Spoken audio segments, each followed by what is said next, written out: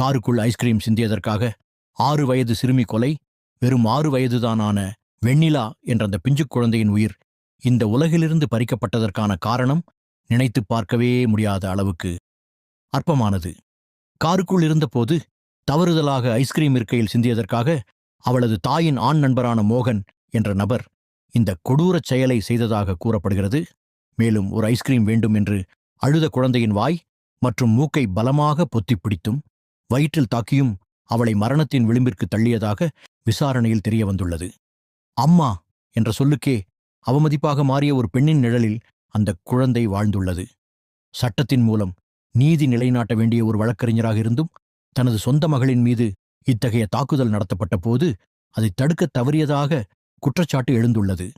குழந்தையின் உயிர் பிரிந்த பிறகும் அதை இயல்பான மரணமாக காட்ட முயற்சி நடந்ததாக தகவல்கள் தெரிவிக்கின்றன. ஆனால் தடயவியல் ஆதாரங்களும் உடற்கூறு ஆய்வு அறிக்கையும் உண்மையை வெளிச்சத்திற்கு கொண்டு வந்தன. விவாகரத்துக்குப் பிறகு தாயுடன் வாழ்ந்த மகளின் மரணத்தில் ஆரம்பத்திலிருந்தே சந்தேகம் தெரிவித்த தந்தை பிரவீனின் விடாமுயற்சியே உண்மையை வெளிக்கொண்டு வர உதவியது. குற்றஞ்சாட்டப்பட்ட மோகன் மற்றும் தாய் பிரியங்கா தற்போது காவல்துறையின் பிடியில் உள்ளனர். இந்த சம்பவத்தில் தொடர்புடையவர்கள் அனைவருக்கும் சட்டத்தின் முன் கடுமையான தண்டனை கிடைக்க வேண்டும். இத்தகைய இரக்கமற்ற மனிதர்கள் நம்மிடையே வாழ்கிறார்கள் என்பதே பயத்தை ஏற்படுகிறது. விளையாடி சிரித்து மகிழ வேண்டிய வயதில் மிகவும் விரும்பிய ஐஸ்கிரீமை காரணமாகக் கொண்டு உயிரிழக்க நேர்ந்த அந்தச் சிறுமி வெண்ணிலாவுக்கு கண்ணீர் அஞ்சலி.